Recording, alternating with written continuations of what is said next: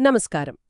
ఆంధ్రప్రదేశ్లో కడప జిల్లాలో ఉన్న ఒంటిమిట్ట కోదండరామస్వామి ఆలయం గురించి ఈరోజు కాస్త లోతుగా మాట్లాడుకుందాం.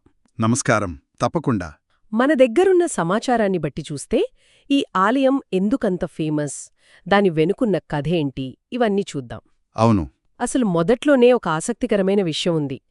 ఇక్కడ మూలవిరాట్లు అంటే రాముడు, సీత, లక్ష్మణుడు ముగ్గురూ ఒకే శిలతో చెక్కబడ్డారట.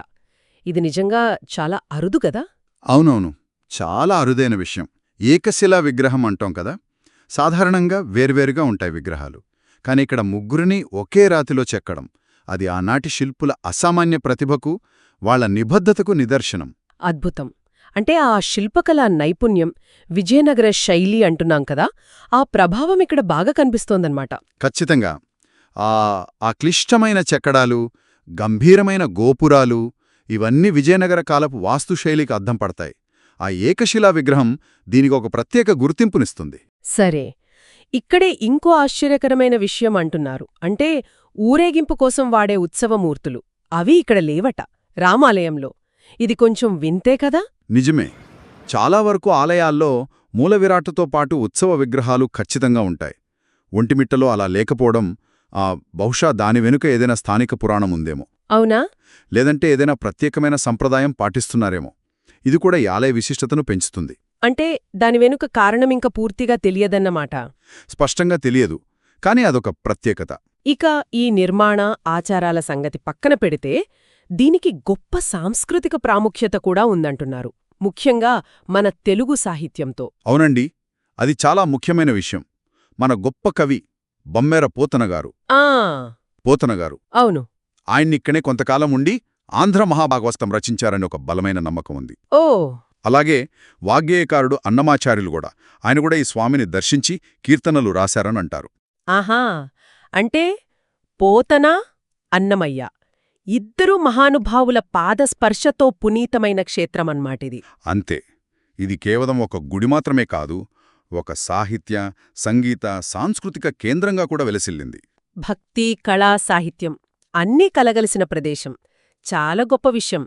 మరి ఆలయ నిర్మాణం గురించిన కథలు కూడా ఉన్నాయి కదా. ఒంటుడు మెట్టుడు అనేవాళ్లు. అవును.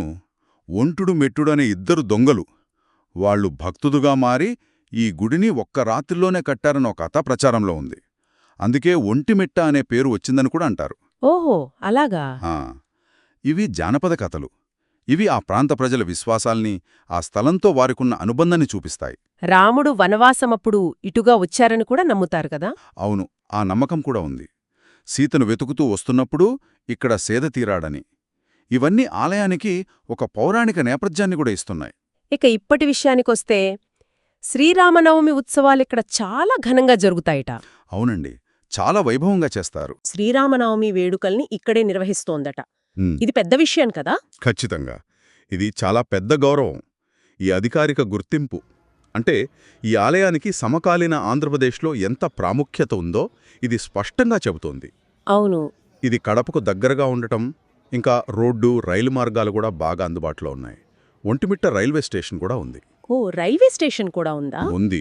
దానివల్ల తిరుపతి, అహోబిలం, శ్రీకాళహస్తి ఇలాంటి పుణ్యక్షేత్రాలకు వెళ్లే యాత్రికుల మార్గంలో ఇది కూడా ఒక ముఖ్యమైన దర్శనీయ స్థలంగా మారింది. అంటే సులభంగా చేరుకోవచ్చన్నమాట. అవును, ప్రయాణ సౌకర్యం బాగానే ఉంది.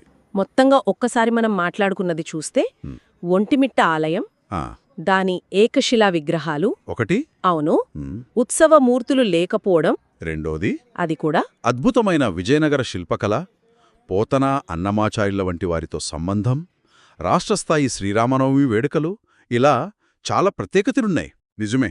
అంటే ఇక్కడ మనకు కంటికి కనిపించే శిల్పకళ ఎంత గొప్పదో, అలాగే దాని వెనక ఉన్న కథలు, చరిత్ర, ఆ భక్తి, సాంస్కృతిక వారసత్వం, అంటే కంటికి కనిపించిన అంశాలు కూడా అంతే లోతైనవి.